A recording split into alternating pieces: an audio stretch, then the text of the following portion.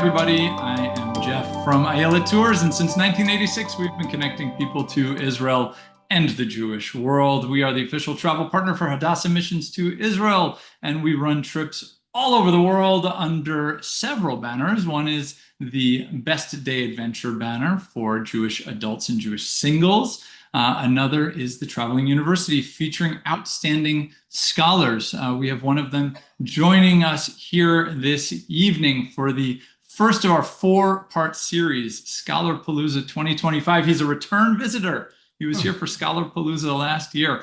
Professor Epstein, very, very glad to have you with us. And of course, we'll get to you and your presentation in a moment. But another quick question for you. Have you ever heard of, if I said, I'm going to test the breadth of your knowledge. You ready for this? Sure. If I said to you, Click and Clack, the Tappet brothers, does that mean anything to you? It does, but I'm not sure what it means to me. I've heard it. It's in my memory banks, but somewhere, right? The neurons are right. Synapses are firing, whatever. So I always think of them. My dad always used to play Car Talk, NPR's. Yes, of course. The two brothers from Boston, and yes, exactly. Yes. So he would often play that in the car, and at some point in the show, they get to the shameless commerce division section where they try to sell merchandise. So obviously, this is not the shameless commerce division. We do have something that we hope people will consider. Of course, we have a trip coming up with you to Italy this coming March. So hopefully they will be so moved by your presentation this evening they will choose to join you. But this is probably not so much shameless commerce as maybe more like Field of Dreams, right? If you build it, they will come. So yes. We've built this amazing tour. So many people, because we created this free four-part series, so many people have come to find out a little bit more about it. And we're excited to hear from you this evening. Before we do, just a couple of housekeeping notes. As always, a reminder for people, this is a recorded session, so if you missed part of it, you want to watch it again, you want to share it with your friends. Of course, spreading the word is a big part of how we as a company grow, so thank you very much. But just know that it is recorded and will be posted within a few days to our YouTube channel. But if you're here live, today is, Tuesday, September 2nd. 2025, here we are. We would love it if you would participate. How can you do so? We're in Zoom webinar. You can post your questions in the Q&A, and after the formal presentation, we will get to as many of those as humanly possible. And so, with that brief introduction, I don't want to take any more time away this evening. Professor Marc Michael Epstein, I want to turn it over to you. Hey, it's such a pleasure to be here, and I have to say, Jeff, you are performing a tremendous service in providing this really exceptional series of educational opportunities for all your listeners and watchers, and it's really a great pleasure to be here. I teach at Vassar College. I've been here for 35 years, not quite as long as the college has been around, which is since 1860, but I serve here as Director of Jewish Studies. It's been a tough time for Jewish students and professors in academia, but we have very supportive president and wonderful alumni, and our students are just terrific, and met a number of new students at Vassar, including one who, like me, comes from, let's say, a refugee from a Hasidic background. So for the first time in 35 years, I could sit down in my office with a first-year student who began the conversation with me in Yiddish, which was really cool. So I've been taking students for many years in adult groups to Spain and Italy and Jerusalem and Paris and Budapest, number of venues. But since I have a day job, it's not something I could do very often. And when I get to do it, it is a tremendous pleasure. And so, as Jeff said, I'm going to be doing a trip in March to Italy. I'm going, whether you come or not. Right? Because I run a little institute there called Beit Venezia, which I'll tell you about. It's the home of Jewish culture in Venice. and I'm often there, and sort of a habitué of Italy, and a fan and a connoisseur of Italian Jewish culture. Growing up in Brooklyn, of course, there were Italians and there were Jews, right? We didn't meet many Italian Jews, but later in life, I became a scholar who's interested in that world. And what I want to share with you tonight is a little bit of history, but a larger sort of panoply of culture and I wouldn't call them fun facts, but certainly information that might intrigue you, might whet your appetite to understand the relationship of Italy to her Jews. And so without further ado, these are the ensuing wonderful programs. I'm really excited and honored to be counted among this number. I'm really happy to be a prospective part of the Ayelet family, and again to thank Jeff and his partner Doron for their exceptionally kind and professional onboarding, and I'm excited to talk to you about Italy. So Jews have resided in Italy since their expulsion from the land of Israel following the destruction of the Jerusalem temple in the year 70 of the Common Era. If you go to Rome with me, you'll see the Arch of Titus, the famous, iconic venue which celebrates the Roman victory of 70, and it still bears the carved relief showing the Roman soldiers carrying away the spoils of Jerusalem, including the great menorah, the lampstand from the temple, and trumpets and temple vessels paraded in triumph through the streets of Rome. And for centuries, this arch stood as a symbol of humiliation. And the Jews of Rome refused to walk through the arch, right? Because they didn't want to go back the way they had, again to be humiliated, choosing instead to circle around it. And tradition records their contempt by urinating at its base as an act of defiance and memory. That's something many people don't know about the Arch of Titus. So the arch was Rome's boast, but it also became a monument of Jewish resistance and a reminder that survival and dignity could persist even in exile. And, when we think about the Jews in Rome, we have to be cognizant about the fact that there were also Jews all over Italy. The Italian diaspora, as it says here, nel corso dei secoli, over the centuries, was tremendous. Italy was, so to speak, riddled with Jews, and some of the first synagogues in existence. Think about it, when sacrifices were still being offered up on the altar of the Temple of Jerusalem before it was destroyed in 70, Jews were already in Italy, gathering and praying together at institutions that were much more like contemporary Jewish community centers than places exclusively devoted to prayers. In Rome, we find catacombs. We find the burial chambers of Jews who had lived there even before the exiles from Jerusalem in 70, with a myriad of Jewish symbols. As I mentioned in my last talk, there were Jews in high places. Nero, the Roman emperor famous for fiddling while Rome burned, was in fact married to a Jewish woman, right? So Jews were prominent and in high places. And what's certain is, by the time the Romans destroyed the temple in the year 70, and Jews were taken as slaves to Italy, they found, oddly enough, that they would quickly prosper and succeed there.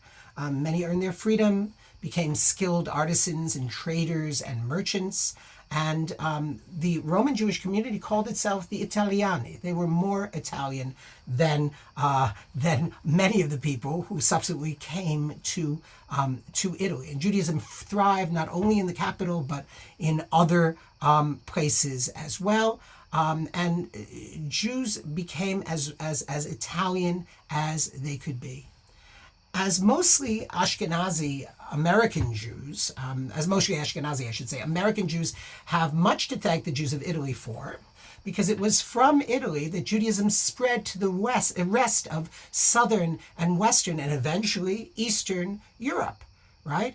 So if you come from Russia, Poland, Ukraine, Belarus, the origins of those communities were the land of Israel via Italy and then to the rest of Europe. But we have much else to thank Italian Jews for, even cuisine. Let me say a few words on the subject of food because this is, after all, a Jewish discourse. As Americans, we can thank Jewish immigrants to Italy after the expulsion from Spain in 1492 for introducing many elements of Spanish culture to Italy. What do I mean by this? Before 1492, Italian cuisine was largely like what is eaten in northern Italy today. I don't know, white sauces, basil, pine nuts, olives. Nobody, or at least nobody wanted to stay alive, ate tomatoes or eggplants, two plant species from the nightshade family, widely regarded as unhealthy, if not downright poisonous, or garlic for that matter, which was considered vulgar and best avoided. So it was Jewish exiles from Spain who introduced to the Italian kitchen the red sauces and the garlic and the eggplants we today regard as characteristically Italian. I hope I'm not making you too hungry. Right? So this idea of stewing tomatoes and stewing eggplant and making melanzane alla parmigiana, or fried artichokes cooked in oil until they bloomed into the famous carciofi al Judea of the Roman ghetto. And over time, the flavors of the Jewish kitchen crossed ghetto walls. Pasta dressed in red sauce, once unimaginable, became a hallmark of Italian cuisine, and that, of course, came to America. So we have a lot to thank those Italian Jews for.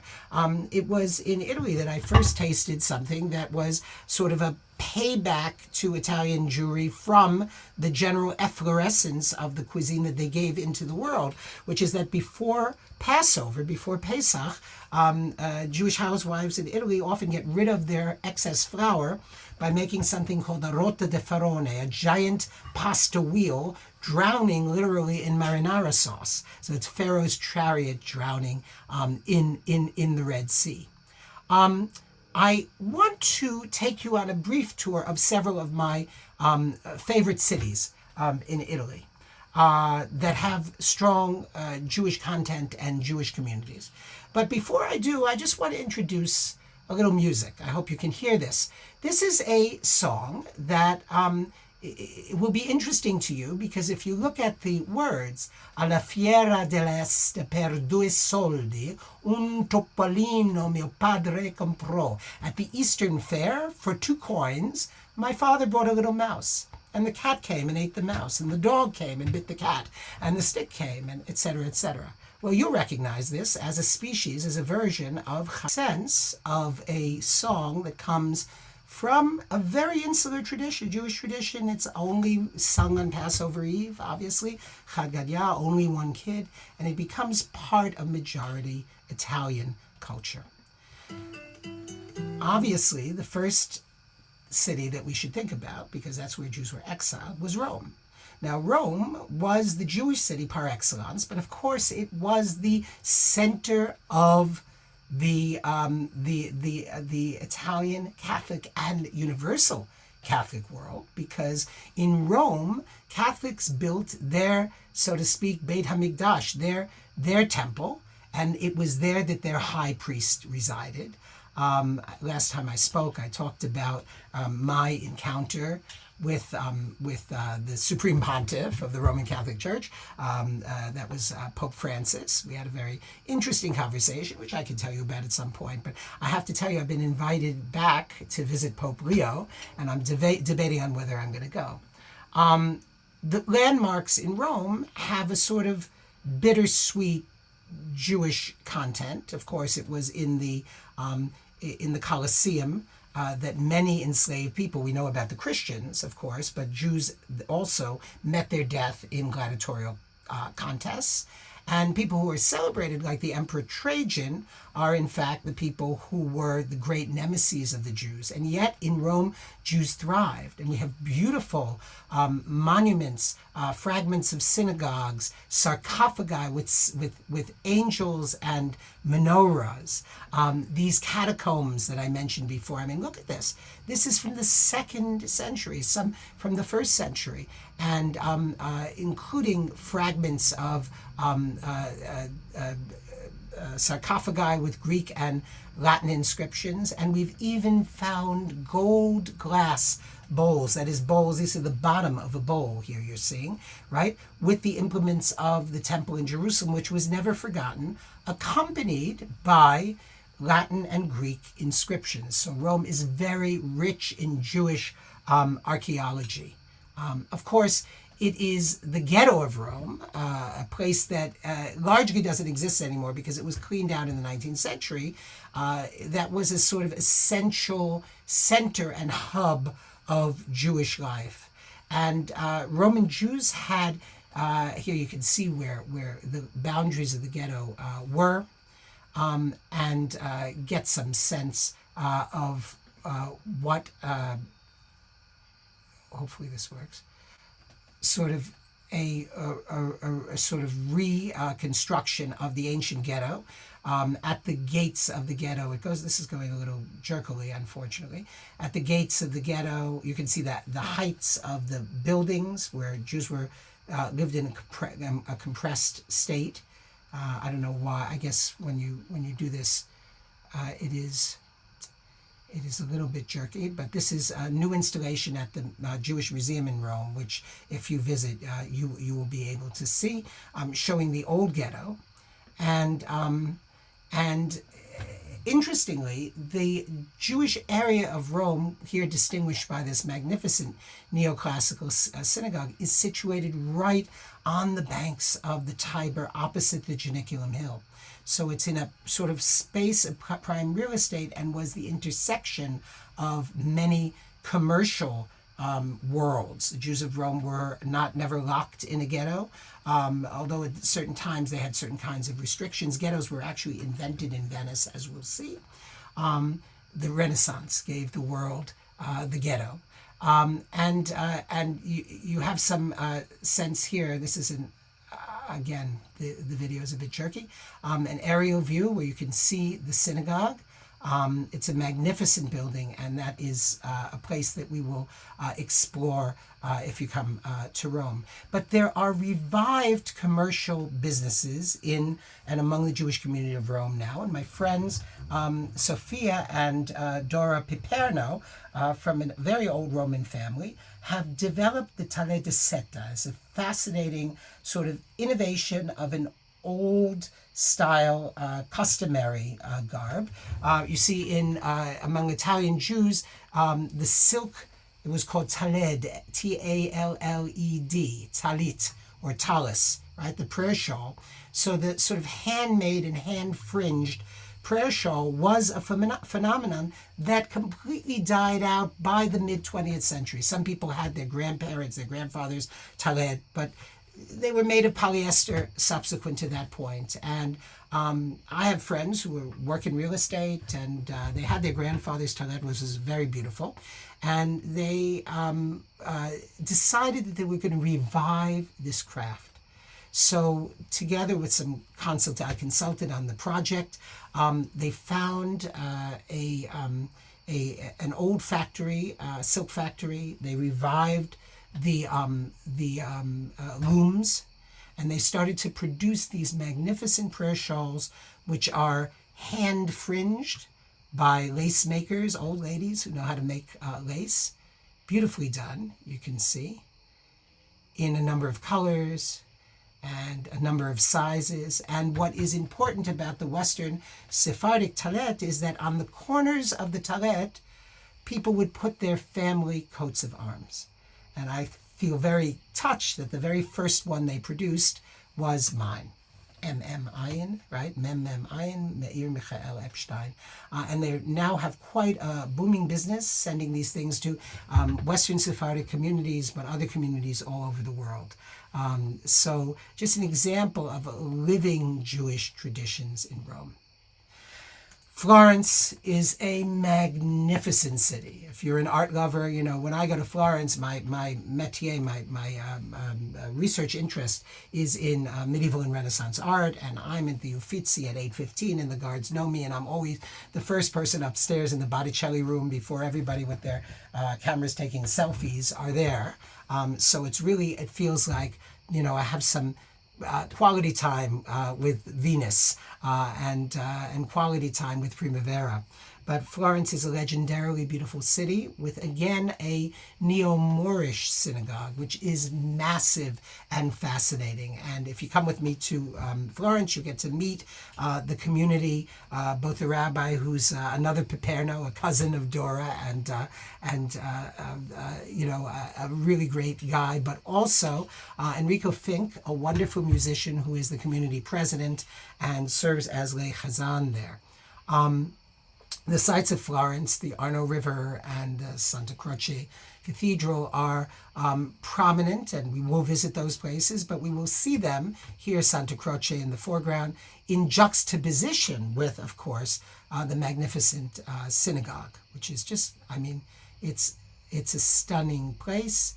It's in a Moresque style. As you know, in the 19th century, synagogue architects searching for a style that wasn't Christian, right, set upon a sort of pseudo-Moorish, as it was called, pseudo-Islamicate design. And you can see the gorgeousness of the place. And Florentine Jews were, a good number of them were from among the Spanish exiles. So whereas the Jews in Rome, there were a lot of indigenous people from Eretz Israel, from the land of Israel. The community of Florence was, a lot of it were Western Sephardim who had come via Babylon to Spain and then to Italy. And so in Florence, there's a strong tradition of the use of Spanish piyut, of Spanish Jewish liturgical music. And this is a selection called Shalom Leben Dodi, that if you know the Eastern Sephardic sort of musical tradition, is often sung at happy occasions. Shalom leben dodi, hatzar vehadimon, shalom lecha mi'et, raka kemorimon, right? But the Italian tradition really draws on indigenous Italian musical forms. So here you go. Shalom lecha dodi, הצח והדמון, שלום,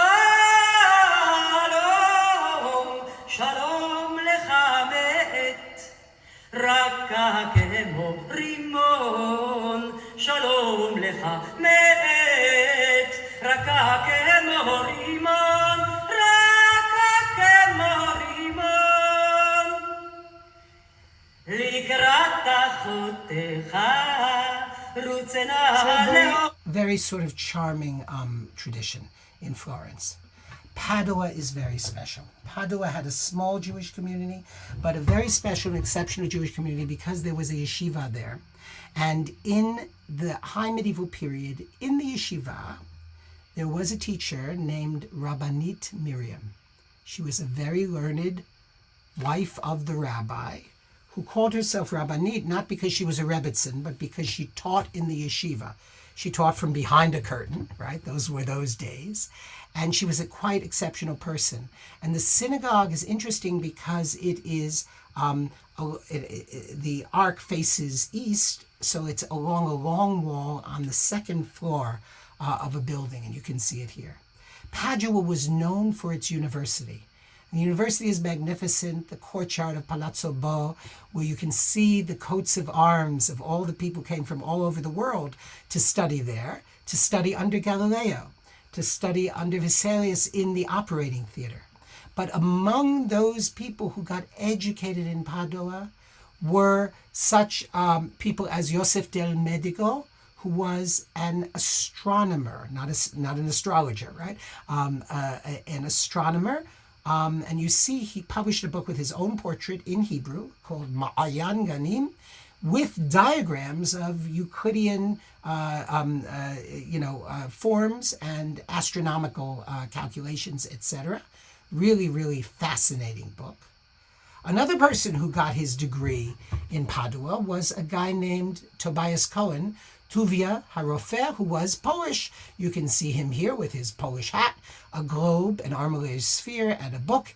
And this book that he published is called Bayit Chadash, and it analogizes the human body to a house. right? So the eyes as the windows, the internal organs as the kitchen, etc., etc. And it's a wonderful frontispiece, but he became a doctor at Padua. Now, here's the problem. If you want to become a doctor in the Padua University, you should, by all rights, be Christian. At least because your degree will say, in Christi nomine, amen, in the name of Christ, amen, right? So what to do? The many Jews who got their medical degrees in Padua received beautiful illuminated degrees like this, but those degrees say, in Dei eterni nomine, amen, in the name of the eternal God, amen, right? So not in the name of Christ. And wonderfully, some of them have the portraits of these Jewish doctors who look very much like everybody else. You can see them here. The Padua synagogue is gorgeous. The details are beautiful. Outside, it's sort of a pretty typical street, but inside it's very beautiful. And I want to show you, because I'm trying to give you some sense of the music of each place. There is an original hymn, and I hope this works, that is sung in Padua in place of the hymn Adon Olam at the end of services on Friday night. And while we were there with students, the rabbi, whose name is Adolfo Locci, is also a Baroque musician and runs a Baroque ensemble. And what he did is get his ensemble together for us and for the students. And he and I sang this very special hymn called Echad Ata El. Let's see if this works. It may not. It may not. Maybe too, the system may be overwhelmed. Let's see.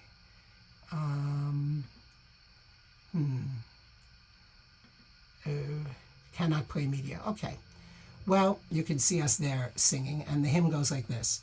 Echad Ata El. Marc, I think we lost your audio when you did that. Audio. Okay, one second. Let's try this.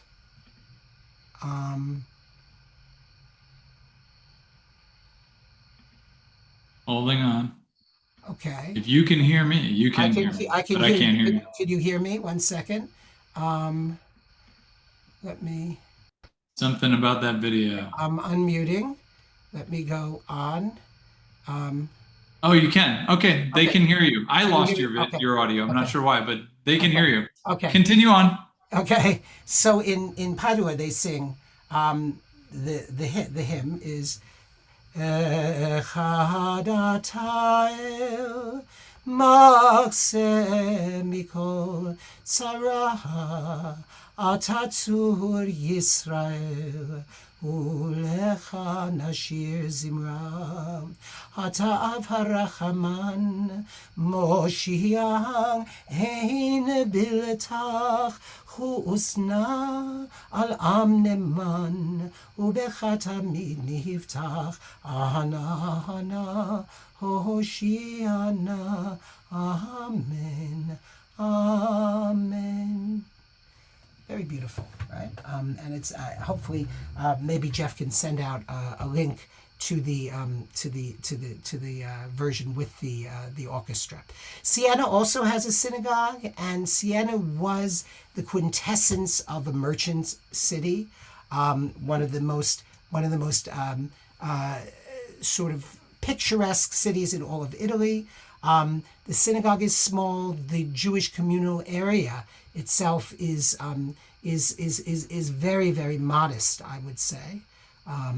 And you could just see the front view of the synagogue here, which is one of the smaller ones in Italy. And yet the community, which lives sometimes in Siena and sometimes in Florence, has revived the synagogue and made it quite beautiful. There are other places, one up north called Casale Monferrato, which is not a large city, but when you walk into the synagogue there, as opposed to Siena, let's say, you are confronted with the most magnificent building. Every inch of the ceiling, the walls, are painted and inscribed with verses from the Bible and verses from Jewish tradition. The synagogue itself is a magnificent example of theatrical lighting. Very often the people who created these synagogues were non-Jewish architects who worked for the theater. So they had a sense of creating beautiful lighting and dramatic venues. And in Monferrato, the bima actually is not, as you can see, the ark is here, there's a pulpit here, and behind us, the bima is above the door. And that's a very, very unusual configuration. Then there are really tiny places far up north called Biela, one called Biela, which is famous for a monastery that works in interfaith work and for producing wool, okay? But, where there is a fabric trade, there were Jews. And in the 17th, 18th century, there was a Jewish community with a very small synagogue. And what is exceptional about the place is that in that synagogue is the oldest surviving Torah scroll in continuous use. And when you think of a Torah scroll, you think of a manuscript, a handwritten book that is very conservative, right? So you think that all Torah scrolls look the way they look today, right? So here's an example of a Sephardic Torah scroll. But the Biela scroll has unique script and is exceptionally beautiful and well preserved. So even in small places, there were Jews. But of course, there are small places and there are small places. Compared to Florence and compared to Rome, Venice is a small place. But Venice is the heart of my hearts. There's something about Venice, and it's something that drew me there relatively late in life, and it's a place that I've made my home. Here from the Venice Haggadah of 1609, we have Ve'ekach es avichem es Avraham, and God says, I took your ancestor Abraham and I brought him over the water, right? He crossed the river, Be'ever Nahar. So in the Venice Haggadah of 1609, the crossing of Abraham is shown from the mainland, from Mestre, in a gondola, which is infinitely charming. And Venice is inexhaustible. I mean, just look at it, the territory of imagination. Actually, this isn't Venice. This is St. Mark's Roman Catholic Church on East 19th Street, where I was growing up in Brooklyn, right? But, I faked you out there, right? But it is intended to echo St. Mark's Square and its campanile, right? So in Venice, which is notoriously or famously shaped kind of like a fish, right? There is the first ghetto in Europe. So ghetto probably comes from Getto Nuovo, the new foundry, a place where iron was smelted, was purified, and ironworks existed from an early time, and it was a Jewish neighborhood, which in the Renaissance became a place where Jews were confined, and a wall was built around it, and you can see it on the early maps. And it is in fact labeled Il Ghetto. And what it is distinguished by is buildings that are higher than most buildings in Venice, sometimes to the height of 5 stories, because so many Jews were confined there. It's bounded by canals, as is everything in Venice. And at the time that it was sort of constructed for the confinement of Jews, there were gates that enclosed Jews at night. And you can see here now that it's open, right? But it originally was a closed and enclosed small area. There's a square in the middle, and what's interesting is that if you look at the square, you can tell by the profiles of certain buildings that they were synagogues, because the configuration of windows, often 5 windows in the case of some of the synagogues, and there are several synagogues in the Venetian ghetto, each representing a particular community. So the Ashkenazi synagogue, the Italian synagogue, the Levantine or Turkish, or these are Jews from Arab-speaking and Turkish-speaking lands, and the Western Sephardic synagogue, in addition to some small prayer rooms. And the ghetto, in spite of the fact that it was a place of squalor, was also a place of tremendous creativity. To this day, you can see the gates, right?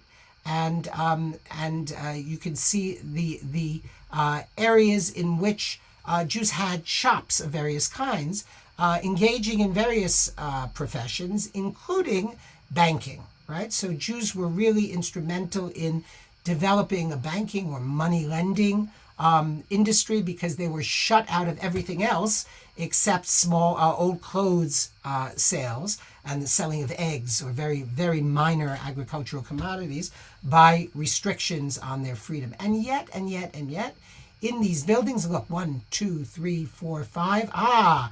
This building is a synagogue, right? On the second story, out of the view of Christians. It was forbidden to build a synagogue higher than a church.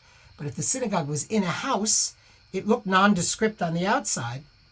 But on the inside, let me tell you, we have some magnificent constructions. This is the Levantine, or the Turkish synagogue. Look at this, right? This is the Spanish synagogue, so gigantic.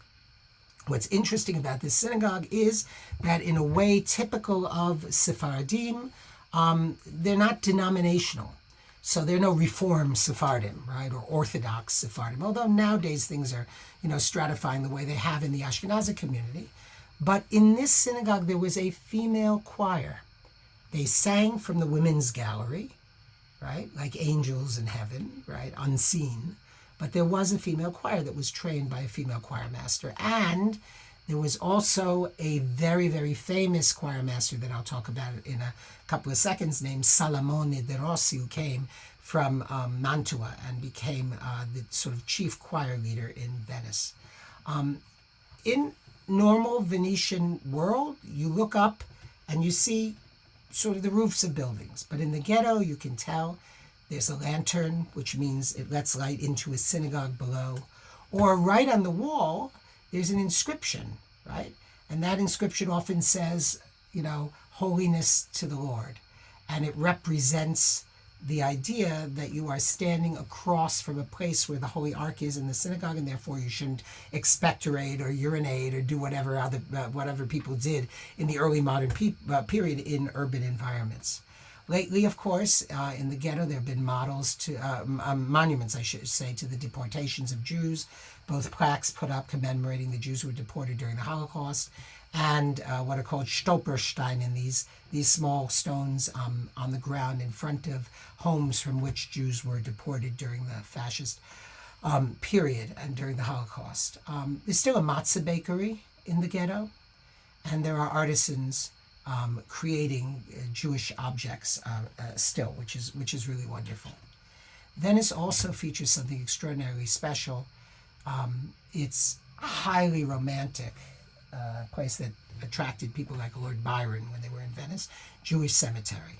And this is a cemetery with magnificent carved tombstones, which was a Sephardic tradition, to have the coat of arms of your family on the tombstone, to have inscriptions, to have knightly implements. Here's a knight's helmet and a sun, right? Even up to and including, let's say, figurative ornaments. And there's a fellow who's in his 90s now, named Izzo, who is in charge of this cemetery. He's nearly blind, but he knows every stone. He's taken and preserved and recorded and documented this cemetery for posterity. And if you're lucky, you'll get to meet him. He's an extraordinary person. Buried in the cemetery, of course, are some important Jews, including Saria Kopia Sulam, who was an intellectual who held in Venice in the 17th century salons in her home, in which she debated with prominent Christian thinkers on subjects like the immortality of the soul. Also, Simone Luzzatto, who wrote one of the first important economics textbooks of the Renaissance, and he also wrote a discussion of Jewish economics in this book, Discorso circa il stato degli ebrei, right? Simone Luzzatto. But most important of the Venetian Jews who are buried in that cemetery is Yehuda Aria Leone de Modena. He was a rabbi who came from Modena to Venice and became the chief rabbi of Venice, and had the distinction of writing the first book-length autobiography that we have surviving from any Jew. He also wrote an explanation of Jewish customs for Gentiles, and on the title page of that book, he placed his own self-portrait that he commissioned. You can see his signature, books that he published, Nefutzot Yehuda, sermons of his, and he sponsored the publication of the first polyphonic music with notation for synagogue of Salomone de Rossi, who he brought to Venice as his choir leader. This is what Renaissance Jewish music looks like and what it sounds like. Adon Olam.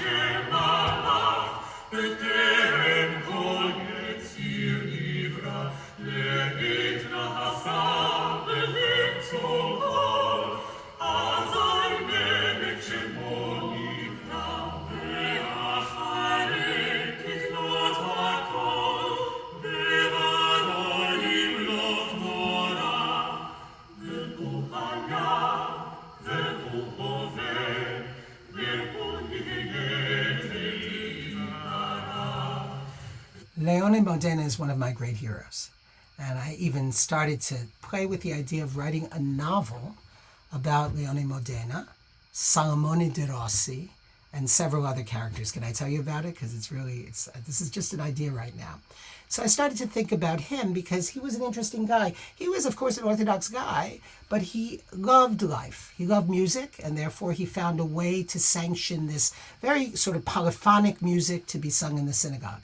He loved tennis, and so, the tennis theme, right? And so he actually wrote a responsum advocating that one could play tennis on Shabbat. There was a question if your tennis racket would break, maybe you would have to fix it, blah, blah, blah, in those days. He said, no, you just have a second tennis racket if you need it. And he loved to play tennis.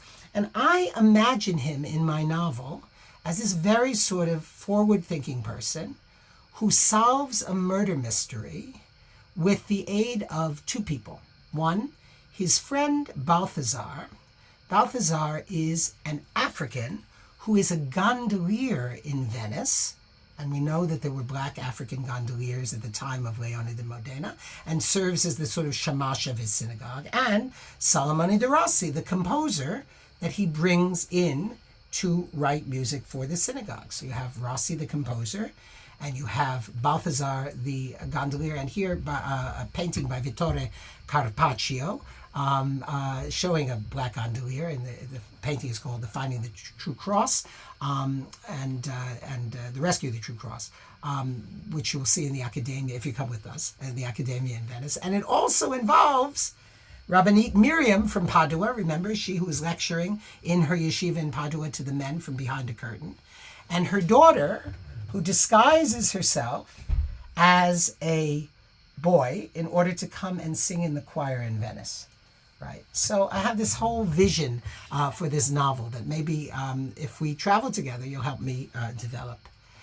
Venice, of course, has its magnificent monuments, but even within those magnificent monuments, there are echoes of Jewish themes. So for instance, in San Marco, in the Basilica of San Marco, there are amazing mosaics of the book of Genesis, which echo very much what is going on in Hebrew illuminated manuscripts of the same period. So Venice is full of that kind of richness of culture. It was in Venice, too, that a strong tradition of women's culture developed. Ketubot that were magnificently illuminated, books of Jewish law that depicted elegant Renaissance Jewish men and women. From the same book, a depiction of women acting as slaughterers for fowl. Right. Here is an illustration from a book that was created in the Veneto of the poem from Proverbs, A Virtuous Woman, right? And here she is seated with her husband and her sons acknowledging her. And of course, most stunning to me are prayer books that were made for women. So this is the prayer book of Marvalia. It's in the British Library, and you see here she's saying the confession, the vidui, the daily confession, and the prayer book was made for her. There are many illustrations of her in her prayer book. And if you were a wealthy Jewish woman during the Renaissance in Italy, you could tailor the liturgy to suit yourself. Here's a manuscript, a siddur, a prayer book that has the standard morning blessings. And anyone who knows the history of Judaism knows that in traditional Jewish liturgy, men wake up in the morning and say, "Thank you, God, for not making me a non-Jew, because otherwise I wouldn't be here praying. And thank you, God, for not making me a slave, because otherwise I wouldn't be obligated to pray. And here I'm going to pray. And thank you, God, for not making me a woman," right? This is a thorn in the side of progressive and egalitarian people. As someone who's married to a female Orthodox rabbi, I do feel that. Well, in several Italian Siddurim of Venetian origin, instead of saying, "Thank you, God, for not making me a woman," since these were made for women, the text reads, "Baruch atah Hashem Elokeinu melech haolam she'asatani isha velo ish." Blessed are you, God, for making me a woman and not a man. Right? Interesting. The Italian Israel connection was very strong. Right? When Italian painters such as Raphael imagined quintessential Christian scenes, they set them in settings that evoke the Holy Land, which for them at their time was, of course, the Dome of the Rock and the site of the Jewish temple, right? Because this is supposed to be in this Raphael painting of the Marriage of the Virgin to take place at the site of the Jewish temple. But even Jews themselves, creating Haggadot, envisioning Jerusalem, envisioned it in a contemporary sense with what was there at that time. Ketubot showed Jerusalem with this central dome of the rock because it was reality, right? People traveled from Italy to the land of Israel and saw it. And, for all the focus on Jerusalem, of course, Italian Jews felt strongly that, as David ben Vinisti, a 16th century Sienese Jewish merchant, said, that Italy was their place. So although they had an attachment to Jerusalem, right, Italy was their place and is their place. I would love it if you could come with me and see, for instance, Burano, right? I took some people to Burano and they were so impressed by the beauty of this place that they created a ketubah that was based on that experience, which is wonderful. I want to conclude with two more musical selections. A lot of us are Ashkenazi Jews, and the oldest known Ashkenazi Jewish musical composition was written by Yoav, the son of Yechiel of Rome, and printed, the first printed Jewish music in 1644, even before that, some of the Rossi music. And it talks about the Holy Ark, and it's beginning to move.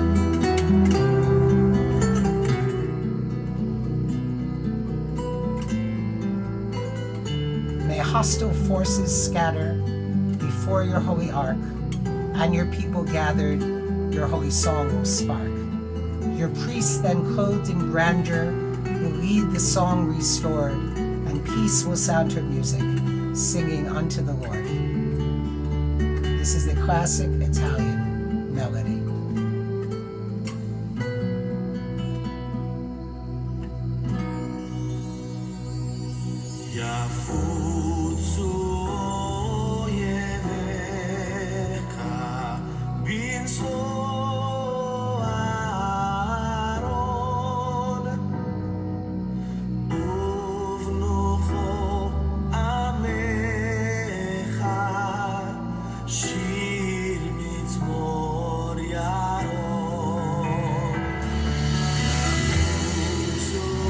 Very beautiful and still sung in Italy. I'd like to conclude with what I think is the most beautiful psalm. And the psalm concludes with the words Shalom Yisrael, which is precisely what is written in the earliest known catacombs in Rome. The idea that peace should descend upon us, have the privilege of seeing our grandchildren as they grow. The music by Leona Modena's favorite choir master, Salomone de Rossi. Shalom Al Yisrael. That's what my hope and my dream and my prayer is. I would like to travel with you to see these magnificent cities, to explore this wonderful culture. Jeff, let's turn it over for some questions. I'm very happy to discuss with our participants.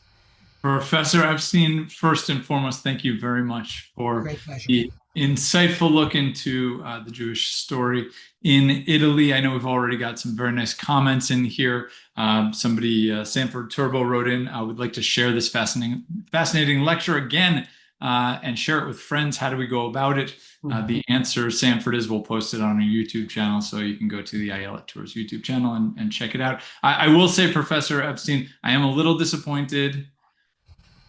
No bow tie, but oh, okay, all right. But otherwise, very, very appreciative of the excellent presentation. Not only that, but you did indeed get tennis into the program. Tennis into the program, so I'm very, very, very happy for that. And who else do you know who can tie a bow tie blind? That's impressive. Right? Very impressive. Look at that. Okay. Look at that. Very good. Okay. If you come on the trip, I'll do it every day. Any other questions, comments? Oh, we've got lots of questions. Before we get to all the questions, I'm just going to share my screen for one moment. So, sure. Folks, if you'd like to put your questions into the Q&A, this is the short commercial break before we get to that.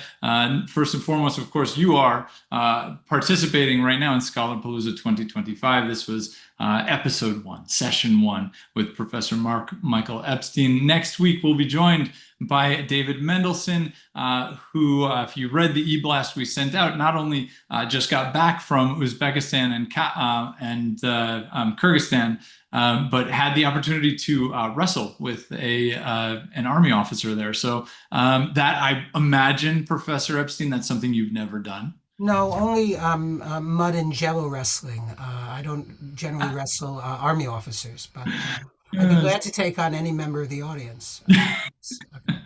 We'll start the betting pool now. Sure.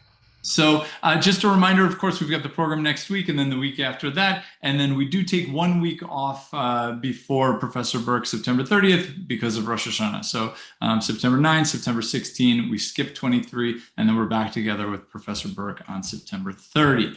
A couple of things, of course, if you'd like to find out more information about traveling with Professor Epstein to Italy, you can find all the information about the trip March 4th through 15, 2026. Or stick around, go to Venice through the 18th. I have to say, I understand how these things work, but for me, Venice is obligatory. It's like, how can you go to Italy and not go to Venice? But okay, do what you like. And hopefully they want to go with you, even better. Yeah, right, of course. So that's all the information, of course, is on our website. You can go to ayelet.com. Just a reminder of the next virtual program we do have coming after the Chagim. We have a virtual series with Ralph Nurnberger called Fact, Fiction, and Fallout that begins October 28th. Some very interesting topics we're going to cover in depth with Ralph Nurnberger, including the protocols of the Elders of Zion. I'm particularly interested for that program as part of it.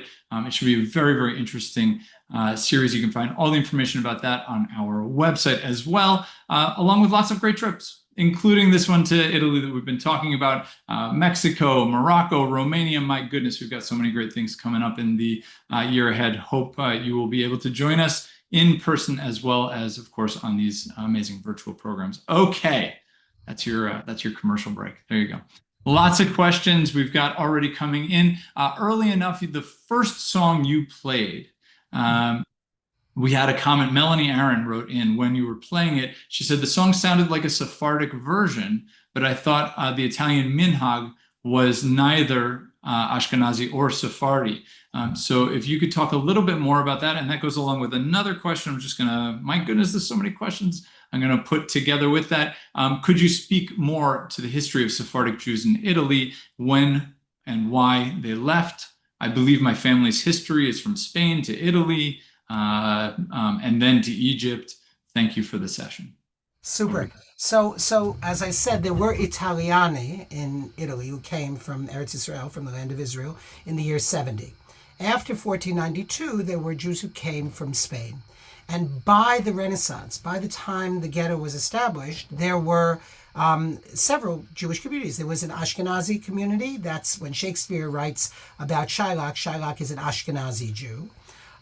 There were Western Sephardic Jews who had come from Spain, and some conversos, people who had been forced to convert and then found religious freedom or tolerance in Amsterdam, in London, but also in Venice.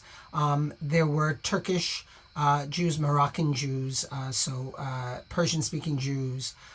So Venice was really an international city from Jewish perspective. The tune that I played for Topolino is just a traditional tune that is not a Jewish tune at all. It's an Italian tune. The Italian Jews, I'm just trying to find the book if I have it. At Beit Venezia, we put out something called the Venice Haggadah, which includes in it the Italian version of Chad Gadya called Capretto. And that is a particularly Italian Jewish, Capretto, right? Jewish melody, and of course it is Chad Gadya. So that melody was not Sephardic, but just an Italian melody, and there were, in answer to both of those questions, there was a plethora of international Jewish communities in Venice and in Italy as well. More Western Sephardim in Florence, more mixed in Venice. All right, we've got at least 3 questions going way back Okay. to the really to 70. So the first one is anonymous. What evidence do we have that Nero's wife was Jewish? Yeah, we'll go with that one. The Roman historians, Tacitus and others, explicitly say that she was a convert to Judaism. So it's a known fact. And in fact, Monteverdi writes an opera called Poppaea, about Poppaea, and her Jewishness is not mentioned. It's not a widely known fact, but a number of historians in the Roman period mention it. So we have good, I would say good. It's not a fact disputed by historians. Let's stick with that arrow for a couple of other questions. Shirley Wise would like to know, how did the Hebrew slaves transition to be able to thrive? Well, once they were the Jewish slaves, once they were manumitted, there was quite a complex but achievable system of manumission for enslaved people in Rome, and they often bought their freedom, right, by amassing. Slavery was a different kind of institution. People were paid a kind of minimal amount, right? They had to provide for some of their own needs, although the person who was enslaved, the enslaver, generally provided most needs. But there were ways in which you could become manumitted, and once you did, then you could rise in society. And there was a lot of that. There was a lot of actual social mobility among the enslaved class in Rome, and Jews were part of that. I don't know if you remember the TV series Rome, but there were several episodes that featured people who were Jewish slaves and then manumission. That was a theme in that TV series, which was quite compelling. That's good. I don't know if I really am familiar with the word manumission outside of Hamilton. Sorry. It's in one of the songs in Hamilton. He rhymes it with ammunition. Right. So you're getting your slaves free, right? Manumission, right? All right, same era, and then we'll move on to other eras. John Winninger would like to know, you showed the Arch of Titus that shows holy objects from the temple. What do you think happened to them? Ooh, so when I met the Pope, I asked him, I said, Is all this stuff in the basement or what? And I also know the librarian and archivist at the Vatican. You know what happened to them? This is the problem. Jews think they're very special, right? So they think that when the Romans conquered Jerusalem and took all that stuff out of the temple, they kept it because it was so special, right? When Rome conquered someplace, what they did was they took all the stuff that they found and melted it down and made coins, right? Turned it into liquid cash. And so it's very likely that many of those coins that are stamped with the image Judea Capta, Judea, the Jewish people, are captive with a sad woman sitting under a palm tree in chains. That's what happened to the temple implements, most likely. The Romans didn't regard them as any more special than any other temple that they conquered. So it was common practice to melt those things down. But of course, there's a long-standing legend that there's someplace in the basement of the Vatican, for which there's no proof.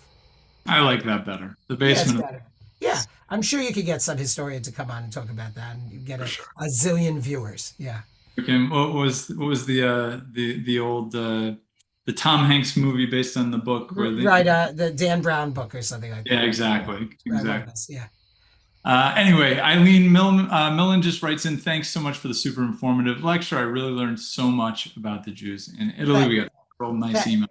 Thank you, Eileen. The check is in the mail as we discussed. Yes. A couple questions about Venice, anonymous one that wrote in. Can you just tell us the years of the ghetto in Venice? Right. So the Venice ghetto is an interesting phenomenon because it was established by the city fathers of Venice by decree of the Venetian Senate on the 29th of March, 1516. And Jews were required to live in that site. But when you say the years of the ghetto, it was expanded. So the original was 1516. It was called the Ghetto Nuovo, the new ghetto, but it was because the area was called the Ghetto Nuovo, most densely built. Then the old ghetto was built in 1541. The population then had grown. And then the newest ghetto, 1633. So the Italian Jews, for instance, lived in the Ghetto Nuovo, and the German and Italian and Levantine Jews in the Ghetto Vecchio, and the wealthier Levantine Jews and the Spanish Portuguese Jews in the Ghetto Novissimo. And actually the ghetto was maintained legally in force until 1797, when Napoleon conquered Venice and abolished the restrictions, opening the gates permanently. So I would say it's like 281 years, right? From 1516 to 1797. Okay. Some great questions in here. Really. Next one we'll go to David Goldstein, who wrote in, what Jewish influences did Michelangelo have? None as far as we know. There's some rabbi who wrote a whole book on the fact that the Sistine Chapel is full of secret secret Jewish motifs, but that is not accepted by any actual art historical scholars. He grew up in Florence, where Christian Hebrewism was very strong. Humanists like Pico de Mirandola and Marcello Ficino were studying Hebrew texts and Kabbalah. Savonarola was preaching. And so, Michelangelo's biblical scenes follow the Hebrew Bible, but they follow them sort of closely. It's sort of closely. There's not much midrashic addition in Michelangelo's art. So, it's a sort of question what his relationship to the so-called Old Testament was, but we don't really have any kind of evidence of his interaction with Jews. He did do things like monumentalize Moses, right? He gave the Jewish tradition a sort of dignity that might have to do with his religious convictions, such as they were. It's very hard to know what they were, but he might have been sort of a contrarian in some ways. So he valorized not the Jewish, but the Hebraic Bible side of things. But I'm a minimalist when it comes to Michelangelo. Believe me, I could tell you very sexy stories about Michelangelo and Jewish influence and Kabbalah and all that, but I'd just be making stuff up. So I'd rather not do that. I'd rather tell it like it is.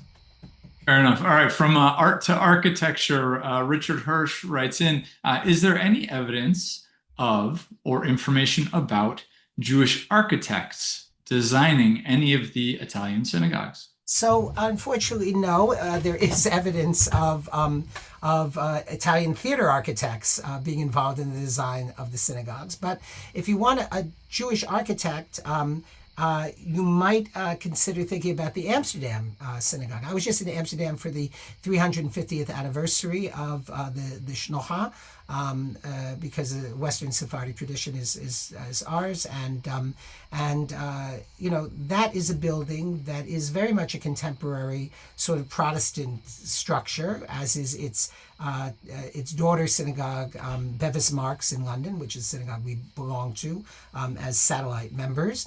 But that one, the one in Amsterdam, did have Jewish architect involvement, although there were Gentile architects as well. Architecture wasn't a Jewish profession so much in this period. So Good. Da Vinci Code. It was the Da Vinci Code. The Da Vinci Code. That's how slowly things bubble up these days. Right. Oh, just wait. I'm 60. I'm 61. I know I don't look a day over 60, but I am 61, and I can't remember anybody's name, including my 4 kids. So The kids are a problem. Everyone else. We've got several people who have written "what about" questions, meaning what about these various other Jewish communities? What about the Jews of Ostia Antica? What about were there Jews living on the Amalfi Coast? Were there Jews in Pompeii or Sicily? Obviously, we can't get to everything in 1 hour. But did you want to take any time to talk about? Yeah, so there were Jews in Ostia Antiqua. That was one of the first, Jewish settlements. These are communities that are very fragmented. We don't really know much about Jews in Pompeii, though there were Jews in Pompeii, on the Amalfi Coast, in various places. There were Jews, and Sicily for sure. Sicilian culture is so intertwined. I was going to say interlarded, but that would probably be inappropriate in a Jewish venue. But I met an old Sicilian woman once, a Catholic woman, who asked me why I was such a mishken. Why did I look such a mishken? I said, what? She said, a mishken. I said, what's a mishken? She said, you look older before your time. So it's mizken, zakan, right? Old, right? And that's because Sicily was a really mixed up place. There was a lot of sort of cross-cultural influence, and Jews were an important part of Sicily. So yes, all those places, we're gonna start slow. If you come to see Rome and Florence and Padua from a Jewish perspective, you may have been before, but you didn't see it with me, right? So if you come and see it from a Jewish perspective, and then you want to do something really sexy, like go to Sicily or Ravenna, or think about Jews in more far-flung places, we could do that, but we have to have the interest. So, absolutely. All right, a couple more, and then we'll start to close out here. Sure.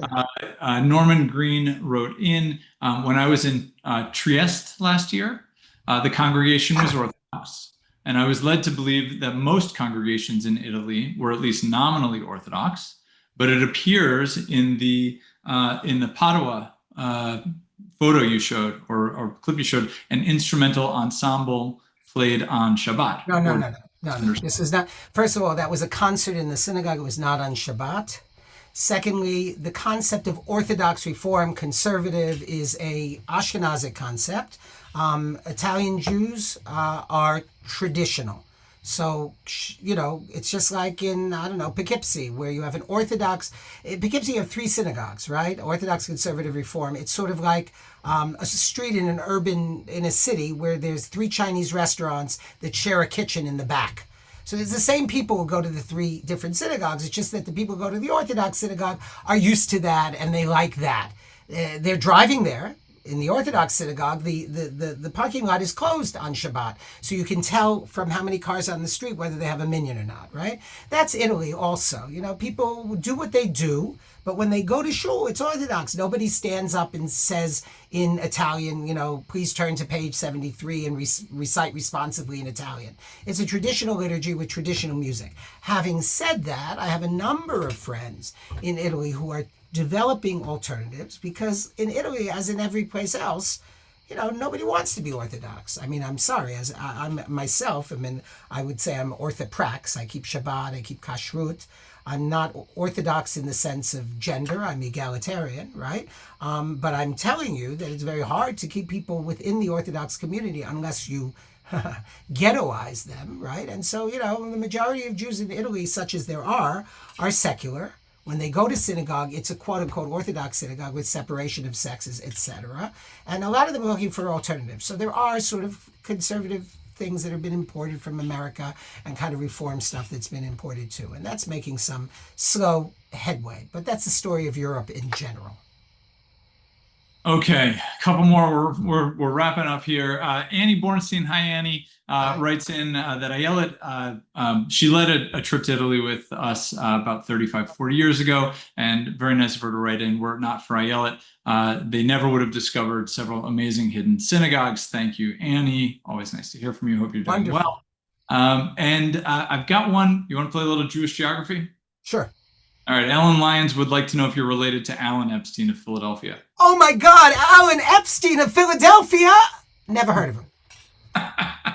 Okay. It could go either way. Easily either way. But I will say one thing. All my kids, with the exception of the 17-year-old who's in the next room from the second marriage, right? All my kids from the first marriage live in Philadelphia, unaccountably. What can I say? It's like right. It's like the connection right there. Right. All right. I think we're in a good place. Let's call it. I'm so thankful, Professor Marc Michael Epstein, for your taking the time to speak with us about the Jewish history of Italy and so many amazing examples, artifacts, synagogues, all these incredible things. Really so appreciated. Everybody out there, if you enjoyed this, of course, spread the word. That's the number one thing you can do. Leave us a nice review on Google, or just tell your friends that they should be joining the rest of the program. It's a free 4-part series. Why not? So we will, of course, look forward to seeing everybody out there. And Professor Epstein, you're welcome to join us next week as well. Same time, same place, same link for Dr. David Mendelsohn talking about Uzbekistan. And wrestling army officers. Is there film? I need to see this. There's definitely photographic evidence. I don't know. Okay, good. Okay. So you're going to have to tune in. Okay. Until then, I wish everybody a good week, and shalom. Shalom. Peace. Take care. Thank you so much.